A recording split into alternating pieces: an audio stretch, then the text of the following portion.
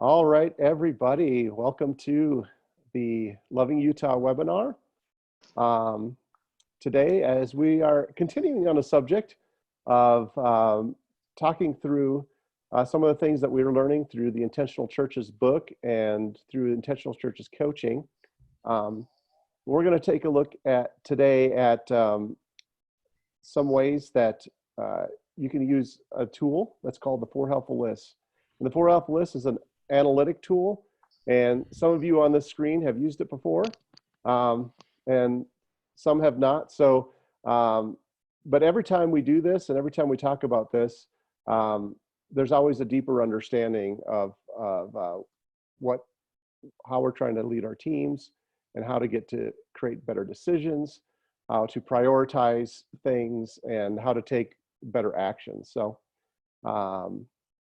we have a good looking crew on our team here today. So feel free to interject or ask questions as we go along today. But I'm going to start sharing my screen here, and we have some slides. And here we go. Everybody doing okay? Give a thumbs up if you're doing okay. Give a thumbs down if, no, just don't give a thumb down. No thumbs down. All right, here we go. So this is called the Four Helpful Lists, and it really does build on what I've shared over the last few weeks. So if you have not, if this is the first time you're tuning in and you haven't watched webinar 2 or 3, I would suggest maybe going back to those and watching those, because this is kind of building on that. But we'll do a little review here today. So just to review a little bit is just the Great Commission engine. We use these 3 scriptures at the top to build the Great Commission engine. It's Matthew 28, 19 through 20, the Great Commission, Acts 2, and Luke 15.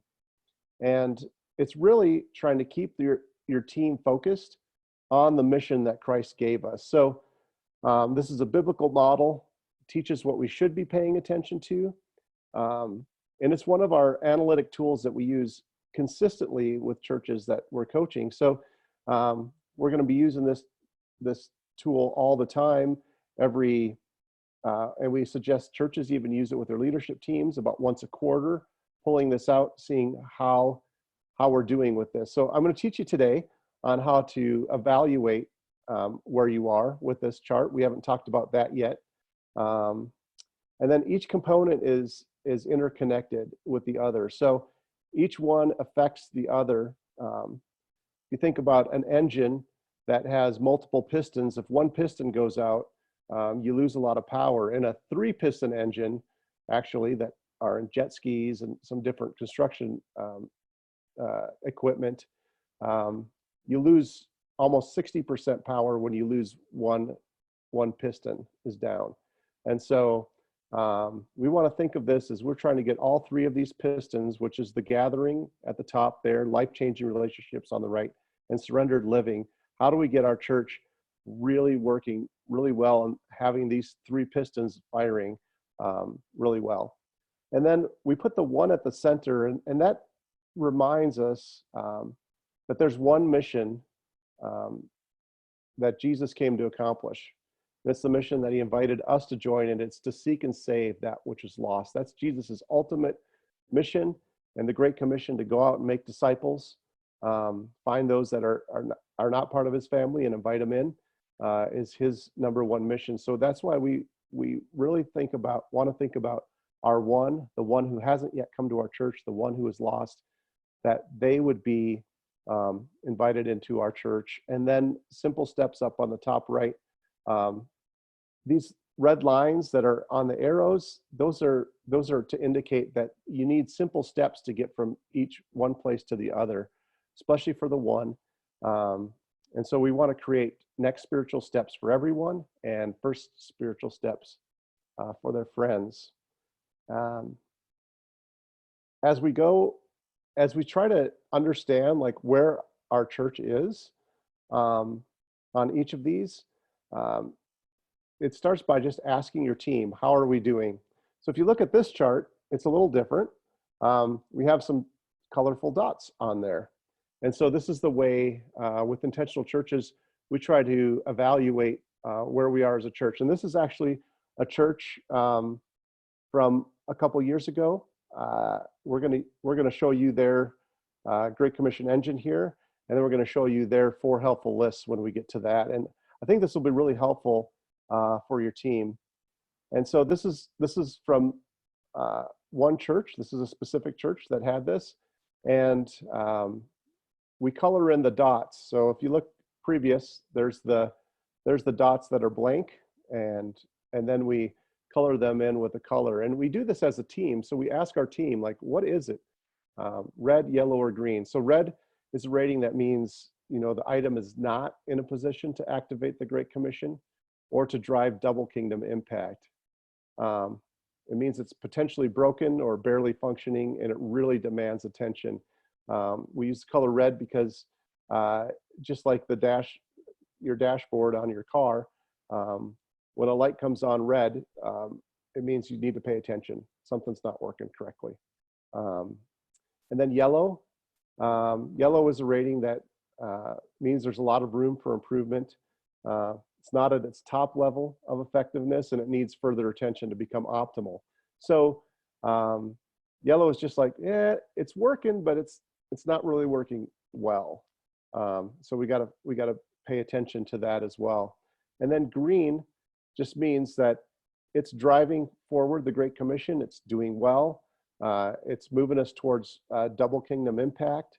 And it may have, but it still may have room for improvement. That doesn't mean it's 100% perfect, but not to the extent of the yellow rating where you have a lot of room for improvement.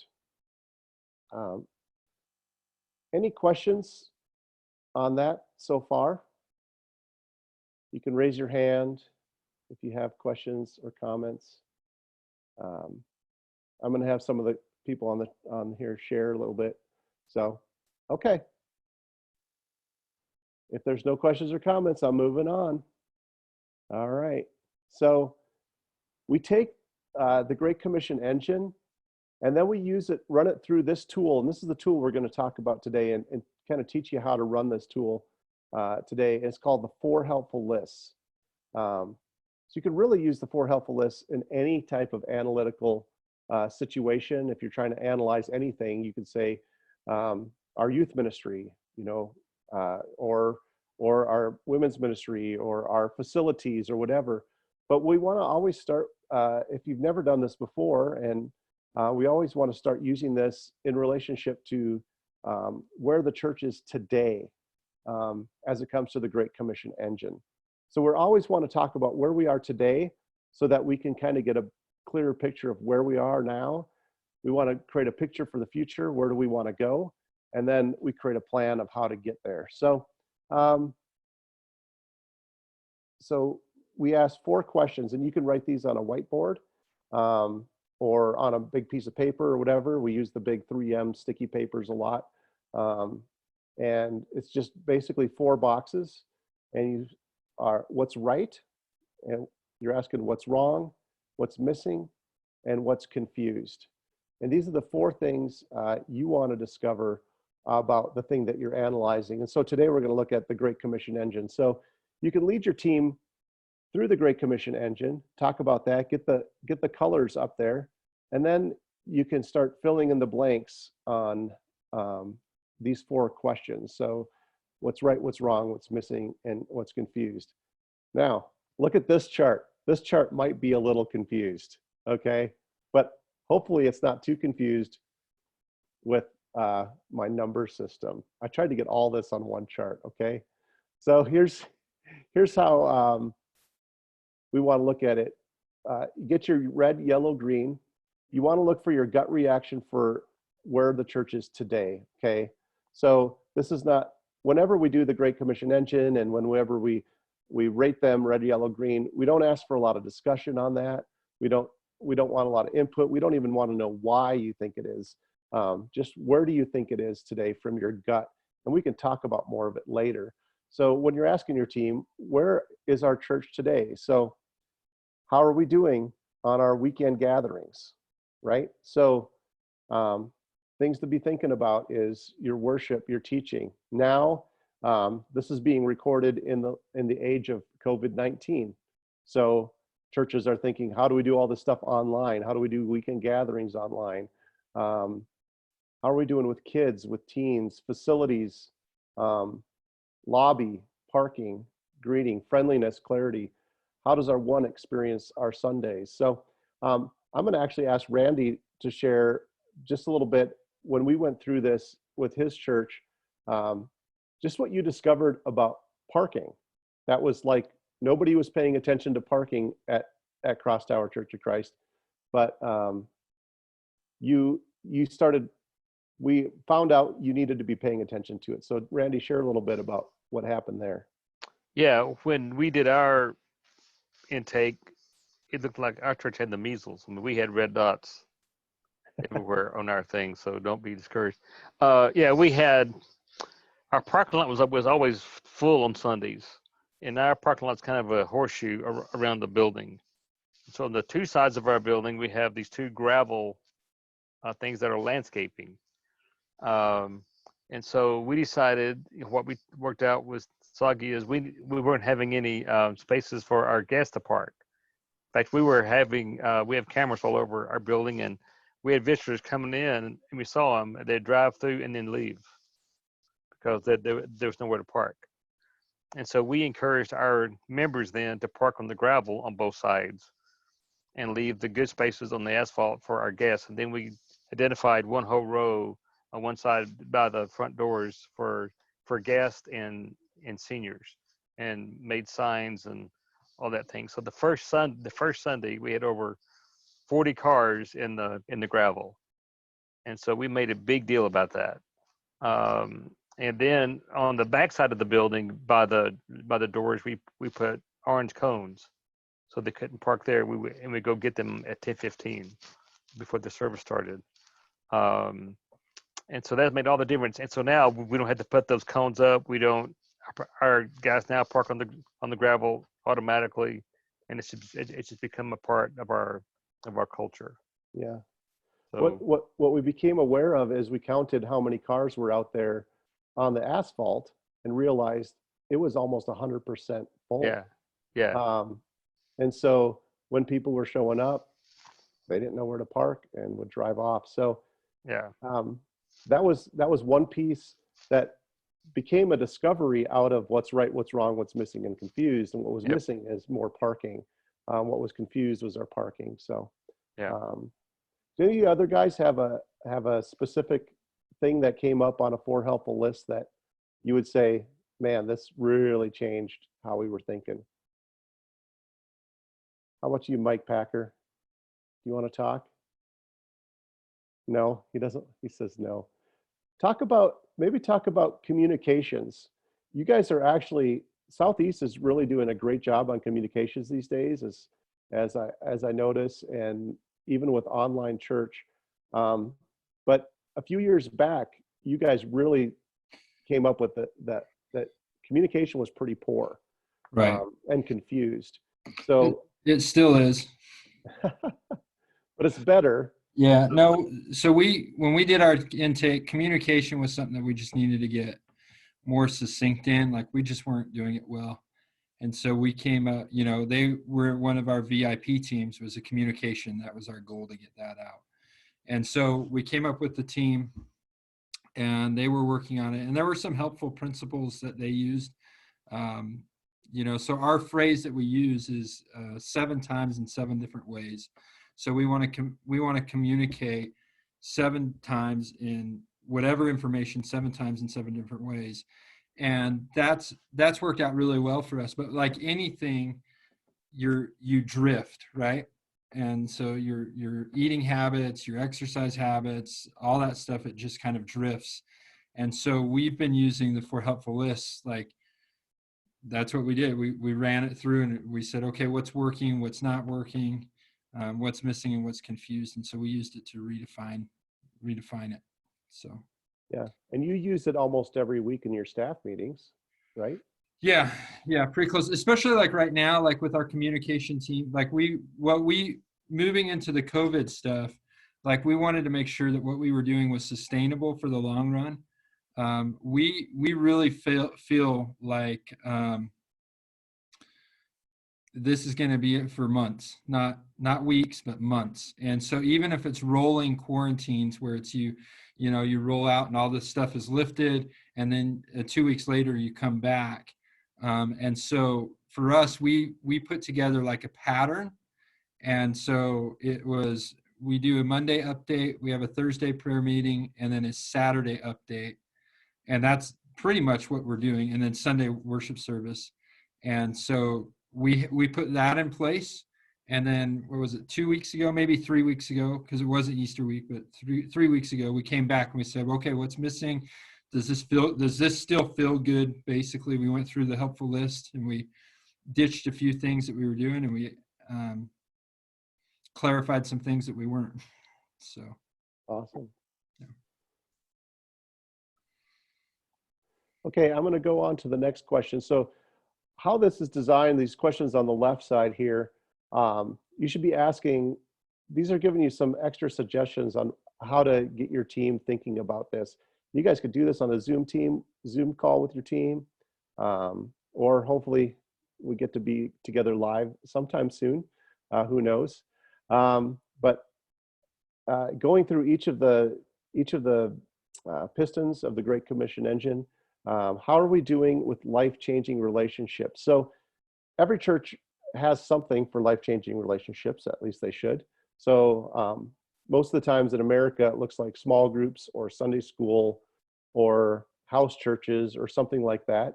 I would even include youth group in that, and our children's ministry. Like, it can be a part of this as well if you just don't think about adults, but you think about the other age groups. So the question you should be asking, and how to figure out, are you red, yellow, or green, is how easy is it for the one to get connected? And is the one getting connected into our life-changing relationships? Sometimes churches can have small groups, but you can't get a new person into a small group because they feel they're either closed strategically, or they just don't want to have anyone else in their small group. So how are we doing at life-changing relationships? What's really true about when we look at the Great Commission engine is we do see a lot of churches giving themselves yellows and reds. And I always say there's no shame in getting a yellow or red. I'd rather know that it needs work or that it's broken and start working on fixing it and getting better than I would just saying, oh, it's green, it's happy, and nobody getting connected. So you'll want to go red, yellow, green. How are we doing with life-changing relationships? And the next question is, how are we doing on sacrificial living? Is there evidence that our church and that our people are giving their time, their talent, their treasure, their attention to kingdom priorities? How are we doing on that? Are we red? Are we yellow? Or are we green on that? And what are we going to do about that? We'll talk about that next. Then you want to ask, go to the center of the Great Commission engine and say, how are we doing on understanding and reaching our one? Do we know who's living in our community? Do we understand their motivations? Is our church being effective in inviting and welcoming the people from our community who aren't part of our faith, who are not part of our church yet? How well are we doing at inviting and welcoming them into our church family? So you want to say, how are we doing on that? Are we red? Are we yellow? Are we green? And then how are we doing on creating simple steps? So do we clearly communicate to our congregation and to our one the next steps they need to take? What is great, you look back at last week's engagement pathway, when we talked about the engagement pathway, really what you can do with that engagement pathway is once you get that filled out, that can be a script that you can say to people every single week. And now that we're online, we should be trying to figure out how to connect with people online. And so when you're doing your broadcast, or when you're talking in your Zoom church or in your YouTube church or your Facebook church, however you do that, you should, at the beginning and the end of your presentation, walk through your script of here's how the next steps of getting connected. So Tuesday night we have a prayer meeting, and Wednesday night our youth group meets, or however it is. You should be able to tell people how to get connected within 30 seconds. And so you can go online to our website and click on how to give, click on how to join a small group, click on how to join our first step class, whatever that is. So we use that funnel to create the path, but then we also use it as a communication tool. So you need to ask, how are we doing on creating simple steps? So if you go up in the, on this slide here, slide with lots of words, go up to number 2 on the top right side. And for each component, so you have your Great Commission engine filled out, you got your colors. Then you're going to start asking, what's right about that? I always ask what's right first, because you don't want to just go to the wrong, because the other 3 are negative. But the first one is what's right. What's right about what we're doing? You know, what's right about how we're doing that? Get some great answers up there. You try to get at least 10 answers in that. You're doing this brainstorm style, so you're not a lot of discussion. We're more in the discovery phase. So this is more of a brainstorm. What's right, and then you go to what's wrong. And if people aren't, when people first do this, sometimes they get a little uncomfortable, like they don't want to tell you what's wrong with your church. But then you also have one person in the room that always wants to tell you what's wrong with your church, right? But for most part, people don't want to share that. So you got to kind of prompt them and say, hey, we want to know these things. And so why did you say, hey, Bill, why did you say that this one is red? You said this one was red. Why did you say that? What makes it red? Well, then you start flowing with answers and you start getting those answers marked down. What's missing? Those are things that aren't yet there, things that you're asking, what could move this forward? If this is red or if it's yellow, what could we add to actually make this happen? You know, it could be, we need to add a leader or a staff position, or we maybe need to add a button to our website, you know, that connects people to something else. What's missing? And then what's confused is like, what's not clear, you know? If something's confused, you know, and that was, go back to Randy's parking lot. What's confused is the least amount of good parking spaces were near the front door, and the most amount of parking spaces were far away from the front door. So how do I get into this church was confused, right? So they fixed that by putting greeters outside of the building so that people could there. They left the closest parking spots to the main door open and free. So that was also confused. So how do we fix that? And then the next thing you do, so you get your list done and you start filling those out. I'm going to show you an example of that in a second. You give everybody a vote. And so if you have like 10, 12, 15 things in each column, then everybody gets a vote. And this is where you start clarifying. This is where you start discovering, like, what are the things that are really on our hearts, maybe on God's heart, that he's trying to maybe teach us here. Maybe he's trying to reveal something to us. What's the most right? What's the most wrong? What's the most missing? And what's the most confused? And we just have people come up with a marker, or you can have somebody tallying them and people can raise their hands if you're doing this, you know, online, of course. And just everybody gets 2 votes per box. And what gets the most votes are the things you start paring down what you're paying attention to. And then number 4, so follow the arrow at the bottom of the screen to number 4. Whatever gets the most votes, that's what helps you create an action plan around that with the leader, with your leaders. You pick a leader, pick a team, create an objective statement, and create a to-do list. How do we get this done? You know, how do we take care of this? So I'm going to share the next screen with you, and this will help you understand this a lot of stuff. Okay, So that will help you understand this better. So there we are again on the left side. We have the Great Commission engine. It's in its colors. Why did we get there? From this chart, we went to the 4 helpful lists. And as you can see, this church, they put things like what's right. Our greeting is right. Our youth group is right. Our preaching is right. And luckily for most pastors, preaching always ends up on the right list. So you can be happy. It's a good ego booster for those of us who preach. But preaching is up there. And then what's wrong? You know, this church was really honest. They said worship and praise, our technology, our worship leader, our website, our life groups, you know, these all came off of the Great Commission engine. What is wrong? What are the things we need to fix? What is confused? You know, for this church, it was our outreach mindset was confused, our vision's confused, our marketing, our mentoring, what are those? And then what's missing is adult Sunday school participation.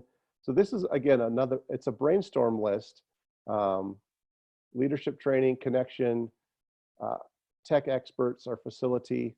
And then once you see all those little tick marks on the left side, when you start tallying them up, you can see what rises to the top. So for this church, on what is right, it was their greeting and their preaching. So what we would encourage a church that had this happen to that said this is, let's amplify those. Let's really take those and let's not just do them the same, but let's even do them better.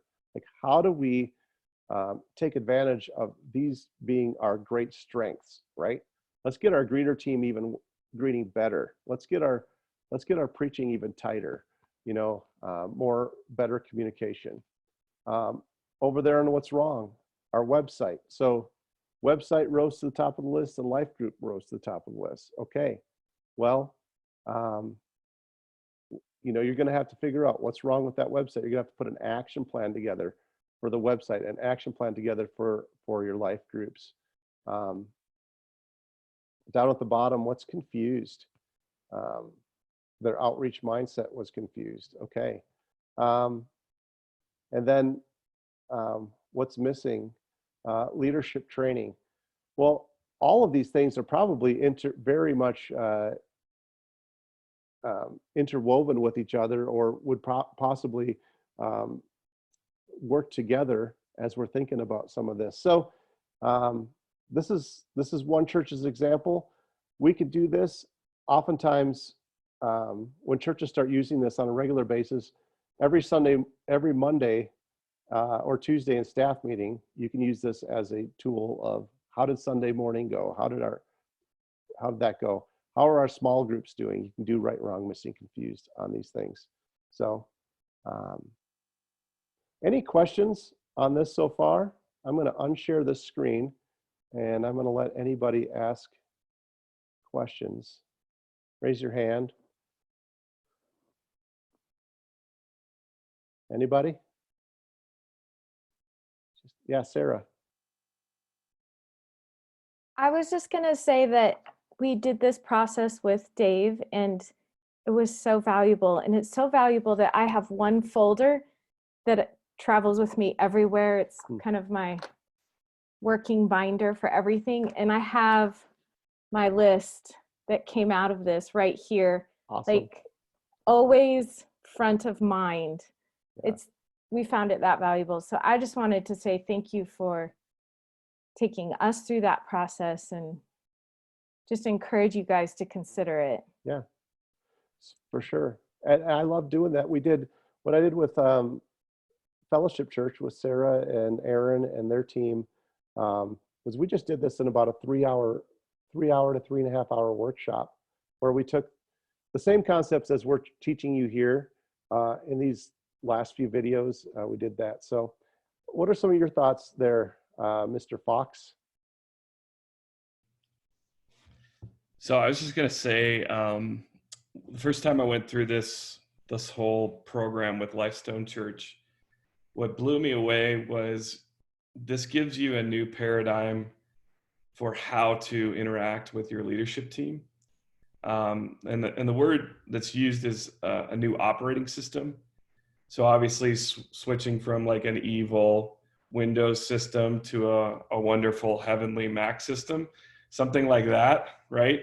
Where you get to hang out with your staff and actually find productive ways by which you determine the health of ministry, the longevity of ministry, how you create ministry. And I think that operating system is what also can make being a part of the leadership team a lot of fun, because you're always hitting on things that are exciting. You're always recreating vision rather than allowing things to stagnate. And I think from being a part of a big church and not always loving going to staff meetings and being a part of kind of the long, drawn out, mundane things, what this does is it creates that brand new operating system to view ministry through, and then allows you to enjoy it. And I think if there's anything that I think is important right now is, how do we enjoy what we do? Like, it's one thing to go out there and do it. It's another thing to be effective at it. But how do we do those two things and enjoy it? Like, really have fun with it. And ministry is hard, okay? It's always going to throw curveballs at us. It's always going to throw things at us that we don't expect. Frankly, it throws things at us that we can't handle. But outside of those things, the stuff that we can kind of control, why don't we have fun with that? Why don't we enjoy that and jump in with things that really help us enjoy it, the analytics and coming to really meaningful decisions rather than just shooting in the dark. So that's what I wanted to add, Dave. I hope that's helpful. That's really helpful. And on top of that too, is it really does align your team quickly and help you make decisions quickly, right? Like, you can kind of beat around the bush and end up working on the wrong stuff or chasing rabbits all day. But this list actually helps you clarify what you need to do next. And then you can put action to it and start working on it. And it really works. So I'm going to take a 5-second break. I'm going to do a screenshot of all of you, but I wanted to warn you so that you can, I think on the count of 3, I want you to laugh at my COVID haircut. Okay. 1, 2, 3. All right. Thank you. I can use these for my promotional materials, but sometimes I do that and then I forget to tell people I'm doing it. So then they're like sitting like this or, whatever. All right. Well, okay, let's keep going. Any thoughts from you, Ben Helton, as you've been thinking about this? Yeah, real quickly, what I love about this process, Nate kind of mentioned it, just how it involves the whole team, but how it reveals blind spots for us as leaders. And by the very nature of it, a blind spot, we think we're going to discover it someday, but no, it's a blind spot, and you need other people, and you need a good tool to get that kind of input. And this one is a really good one. And then it kind of can reveal, if you're scared to do it, it can reveal your insecurities as a leader. And just in my own journey of trying to grow more as a leader and looking at people who are really strong leaders, insecure leaders are some of the most dangerous and ineffective leaders out there. And so if that kind of wells up in you, it's just something you can address. And if you allow other people to share, and be honest and open, God's going to use that in a powerful way. That's kind of been my experience through it. Yeah, I would agree. And sometimes, it also reveals perspective.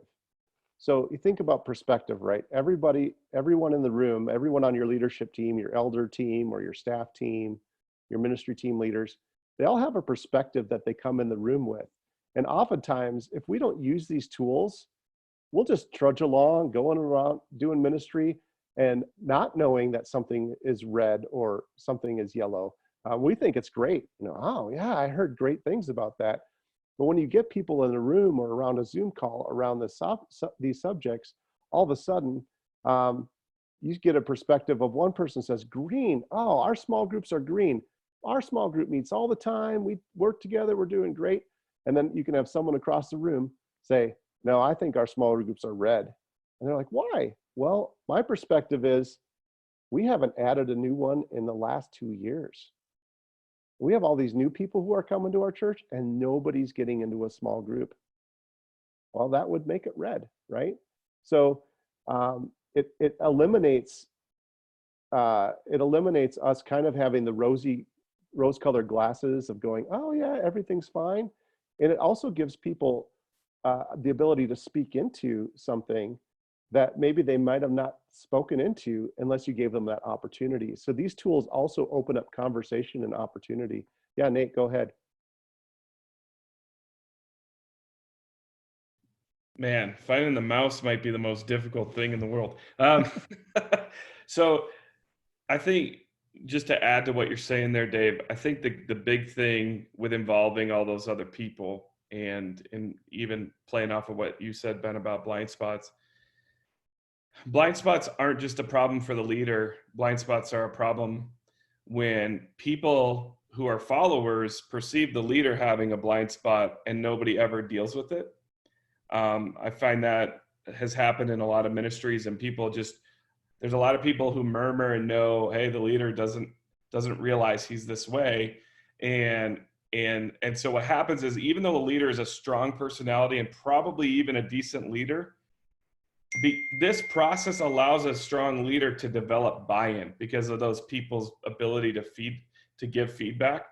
And what you'll find out is strong leaders tend to be right pretty quickly ahead of everybody else. That's what makes them strong leaders. But if they never go through this process, the buy-in is never created for people to go along with it. And then what you have down here is you have fracturing, and you can have dissension. And if it gets really bad, you can have a church split over things. And so what I love about the process of alignment, getting feedback, is then in that it creates the buy-in, that creates that unity that we're all hoping for. And it helps leaders understand their role, and it helps doers understand their role in the whole strategy of it all. And without buy-in, an organization, a church can't move forward. And I think a lot of times that's where we struggle the most. Is leaders are strong personalities, but people don't always like to be led by strong personalities. And if they have a say and we go through the process, then they get the buy-in, and then there's unity that happens. And I'm not saying this is a fail-safe, but man, it is far more effective than doing nothing at all. Yeah, if that makes sense.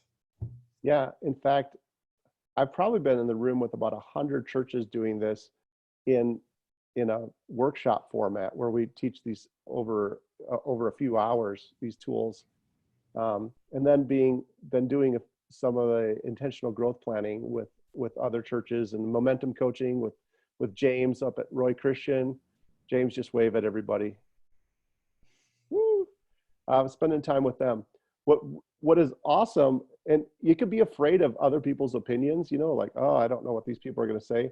But what is most awesome about this process is only one time did an individual go sideways, and it was probably because they had some anger issues or some frustrations that were really unmet.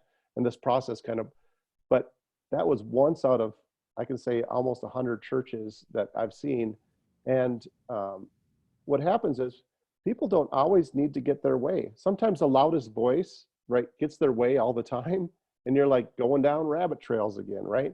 But what happens is when everyone is able to share their opinion and give their input into something like this, they don't really actually care that much that their thing gets picked. That's always been a fear. Like anytime I've done this for the first time, I often get a fear of like, but what if Grandpa George says, that having a shaving ministry for men who are bald is the most important thing in the world. What happens if that goes on the list? And well, it'll go on the list, but nobody's going to vote for it. And that will make a clear statement that that that was for you, James. I wasn't even thinking about you, but that was for you, James. A ministry for clean shaves. But you know, you get people who have these ideas that are like, if we do this one thing, it's going to change our church. And so once people give their opinion, they are able to share it, and then you do the voting, and what comes up, usually that's an aha moment that everybody goes, oh, you know what? That is the most important thing. Wow. I didn't even think about that. That wasn't even on my radar. You know, people might think that, but then they get excited about it. Even if it wasn't their idea, they get excited about it, and they get excited that something's going to get done about this. And then it's actually going to move their church forward, and it's going to make a greater kingdom impact for their church. So yeah, all those things make it super positive. I'm going to move on to the next slide here.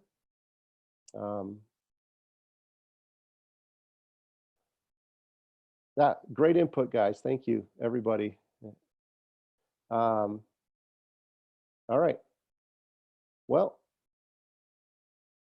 I'm going to go back one more. Sorry. Any other questions on this? Is this pretty clear? Some of you have already done this before, or some of you have done it many times, so it's real easy. But I just, for anyone who's new, how to do this. So I have a question, Dave. Yeah, James. So for the churches that have been through the process and know these lists, how often are you using them with your various groups? Yeah, that's a great question. We recommend that you take the Great Commission engine out at least once a quarter. You pull it out to your staff meeting. You can do it to various different groups too. You can do it with your elder team, and if your staff team is a different team, you know, but once a quarter, you should be pulling the Great Commission engine out and talking about it. This stuff never goes away. We've never seen a church with 5 greens, right? There's always room for improvement. And the more we do this, the better improvements we make, right? So now we're making really good decisions. The 4th or 5th time we've gone through the Great Commission engine, we're making really good decisions on maybe a technology issue that we needed to deal with, or a staffing issue we needed to deal with. So once a quarter on that. The 4 helpful lists, I mean, a lot of churches will do that every week, and they'll go through their Sunday service and say 4 helpful lists on Sunday service. How did that go? You know, what was right, wrong, missing, confused about our Sunday? When I was directing children's ministry, I would do this with my staff every week. Children's ministry, how'd it go? What was right, wrong, missing, confused? And a lot of times we could just, you know, we could take care of something and it never was an issue again, because all of a sudden it rose to the top. So, but the Great Commission engine, really importantly, and Randy, he actually brings it up in front of his church. Share about some of your experiences, Randy, or maybe one of your experiences recently where you put the Great Commission engine up in service and shared it with your church, and what people's reactions were. Yeah, I preach on it about every 4 months, actually, Okay. in the initial stages, and try to do it different each time. And people would just come up and go, "That makes sense. That's simple." And I sent some changes around here. I couldn't put my finger on it. And so I do that so often because we're getting, 6 to 10 first-time guests every Sunday. And so we have to really, because you can lose it pretty quickly and assume that people know about it. Yeah. And so I would say, do it at least every 6 months. Just bring it out in front of your congregation, and because you want their buy-in, you want them understanding what you're doing as much as anybody. And so I'm getting toward the point, and I finally got there when people come up and say, "I could do that sermon." And they can fill it out just like that. So that's what I wanted. I wanted to just have it in our DNA with every member. Yeah. And so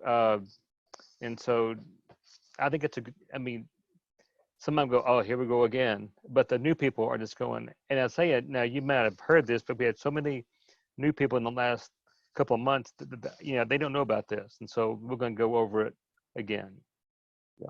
Just for buy-in and for a clarity. And the 3 keys of learning, repetition, repetition, and repetition. So That's very good. Yeah. Any other thoughts on the 4 helpful lists from maybe some of you? James, do you have anything that popped up on your 4 helpful lists that really changed the way you did things at Roy Christian?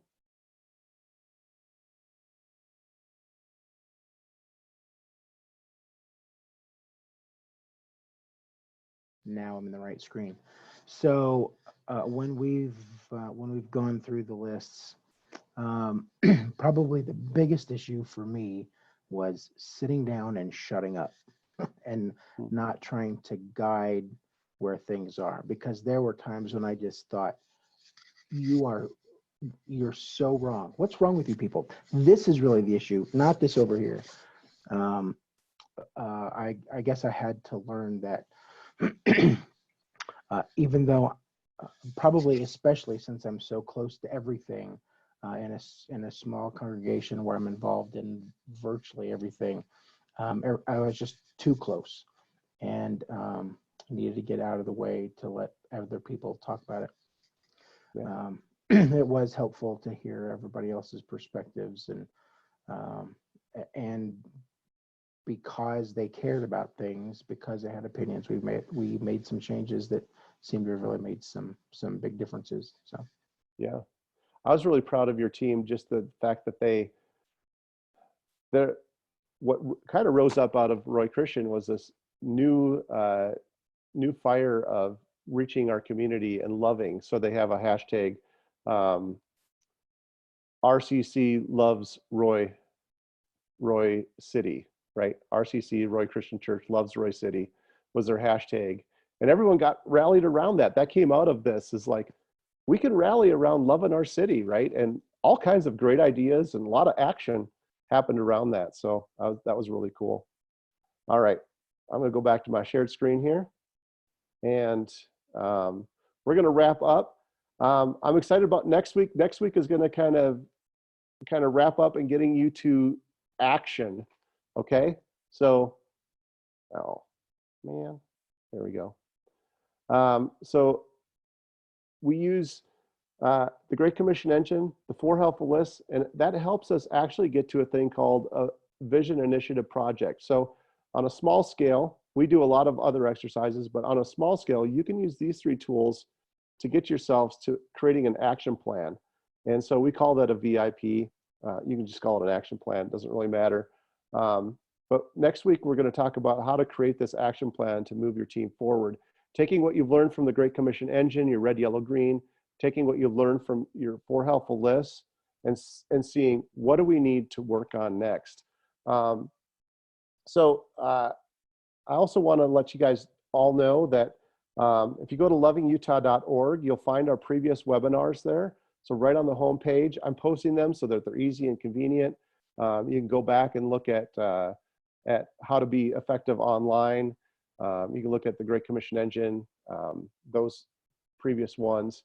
The other things you can look at is different coaching options. So right now we're doing this to help any church that needs help thinking about these things and trying to give you guys tools. You know, ultimately for Loving Utah, we're trying to resource churches to survive, thrive, and multiply in Utah. And I'm getting really excited about seeing how much people are tuning into our online services across Utah. I just looked at sampled a dozen or so different churches in Utah, and I know that there are 5, 6, and sometimes 10 times as many people watching than would show up on a Sunday morning. So we just need to keep praying that keeps happening, and we'll keep doing these to see how we can help you guys with that. The other things you can find out on our website is our summer internship pack. That's starting to take form, and we're hopefully going to have some interns this summer, even with the COVID thing, and try to figure out how to do it in this new environment. And then we also have some Utah culture training videos and study guides where we put together almost 100 videos that are about 7 to 8 minutes each that really share about how to interact with our LDS neighbors. And so if that can be helpful. as well. So these are things that I'm looking forward to, hanging out with you guys more and next week. And then if you have not ordered, I know a lot of you, I've sent you this book already, but if you're watching this on a recording and you don't have the Intentional Churches book, all the stuff we've been talking about are in there. You can get that at lovingutah.org. There's a button. All I just need is your name and your mailing address, and I'd love to send you a free book. And it will talk about all the things that we're learning here, how to lead your team through thinking like this, and they give you even some more stuff. So it's a great book, great instructional tool, and really will help your team get started thinking. So you can just go to lovingutah.org for that. So any final thoughts from anybody on our awesome panel today? Yeah, Dave, I would encourage Victoria, when you're coming to Utah, I would look at those videos that talk about how to interact with them, because I watched them over the past year. In fact, we hosted a group. I thought, man, I wish I'd known this stuff when I first moved to Utah. It would have saved me 10 years of what the? Anyway, so, I mean, seriously, I would encourage you and your husband and your team who have come in to watch those videos. I mean, it'll put you way above the curve as you get here. Thanks. It has definitely been on our radar ever since we came out, actually. Wow, I think we came out 2 years ago to Loving Utah Summit. Yeah. Yeah. Okay. It's been on our radar since then. We're working on getting everything figured out, but yes, it's on our radar. Thanks so much. Good. Very cool. All right, everybody. Well, thank you for joining us, and I hope you can join us next time. And we'll see you later. Everybody wave goodbye. See ya.